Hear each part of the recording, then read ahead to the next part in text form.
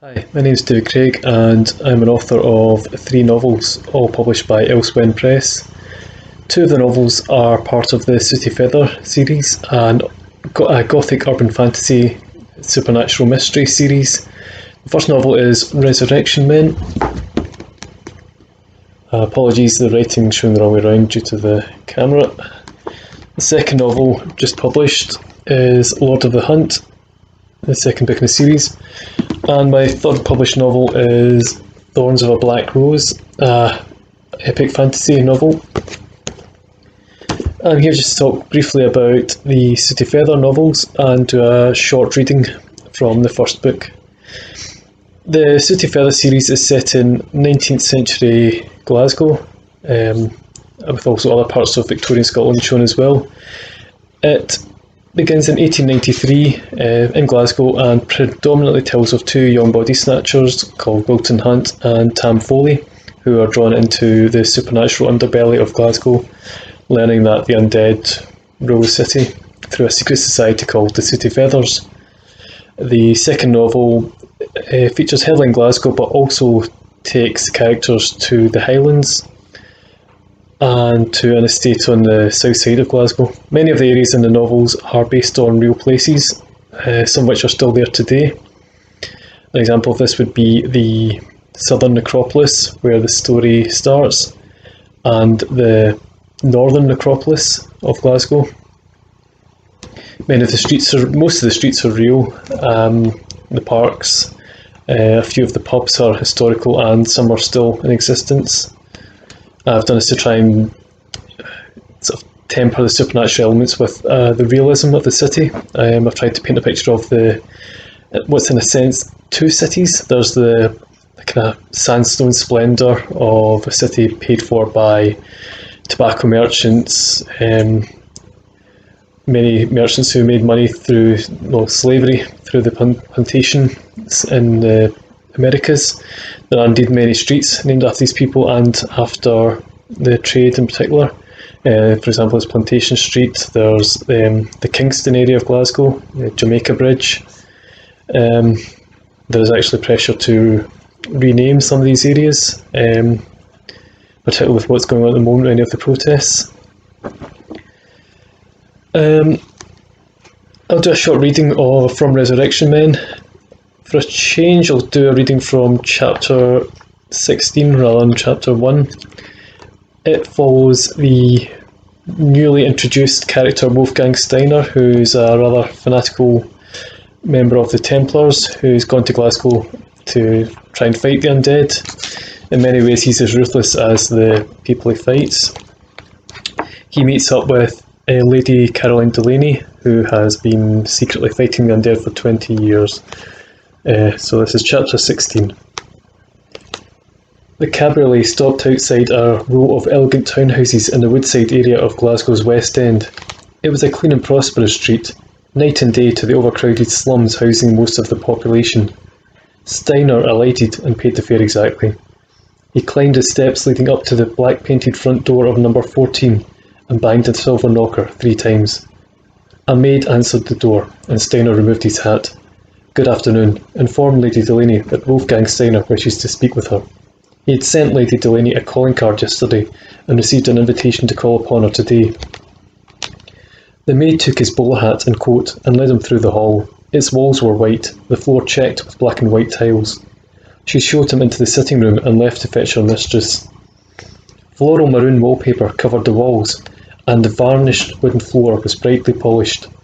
A large Persian rug was spread out across the middle of the room, its weaves worn and faded with age. The white marble fireplace was clean and free of soot.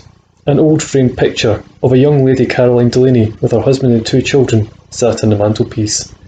Light caught the glass to reveal clusters of fingerprints around the edge, telling him it was often handled. Old portraits of the family hung on the wall. Steiner envied her them. Memories faded even if the pain did not. He almost touched the locket hanging around his neck, its metal cool against his skin. His hostess entered the room, a woman in her early 40s with dark greying hair pulled back in a bun.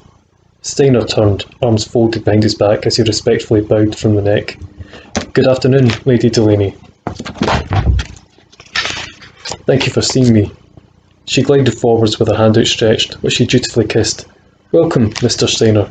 She studied him with shrewd grey eyes. You've aged since we last met in London. You have not. She laughed. Liar. She motioned for him to sit on the couch and took her place on a chair facing it. Neither spoke as the maid entered with a teapot, cups and saucers. Lady Delaney smiled up at her. Thank you, Ellison. That will be all. The maid left the room while Lady Delaney poured tea into both cups. I'd ask if you take milk, but I suspect you take it black. A little, honey. She sat back and sipped her tea. What brings you here? The Order has received reports of troubling activity in this city. He leaned forwards. We received no such reports from you. She was unruffled by the gentle implication. There's been little worthy of report. Do your orders go beyond investigation? I am to investigate and take whatever action I decide necessary in God's name. If you insist on bringing God into a conversation, I'll have to ask you to leave. She tried to sound light-hearted, but there was an anger in her voice and a warning in her eyes. His nod was an acknowledgement, not an apology. She leaned back and clasped her hands. There were some attacks in this part of town over the winter. 3 men and 4 women were killed over 2 weeks, with no investigation by the police. I believe a dog was blamed. You did not think this worth reporting? Rest assured, Mr. Steiner, that I dealt with the matter. Dealt with, Lady Delaney? Dealt with. She sipped her tea.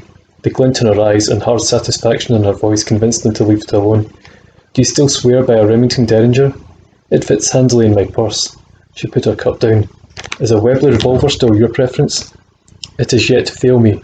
His own Derringer had been lost a day earlier during the Bishop Man fiasco. He picked up the teapot and refilled their cups. Thank you. For what do I owe the pleasure of your company? What do you know of the group pulling this city's strings? It started last century as a hellfire club made up of the rich and bored, indulging in all manner of debaucheries.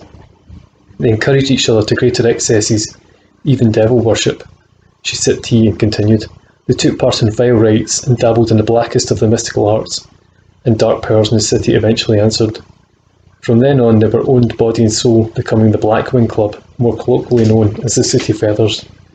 Earlier this century the club bought a building and presented itself as a respectable institution, courting the city's high society and growing its numbers. But it still serves evil, yes? Publicly, the Black Wing Club is among Glasgow's most exclusive private clubs, with an impeccable reputation. But hidden at its rotten heart lies the Sooty Feather Society, as vile as ever. It counts many of influence among its members. Politicians, police, bankers, clergy, lawyers, merchants, doctors, criminals, killers, and newspapermen.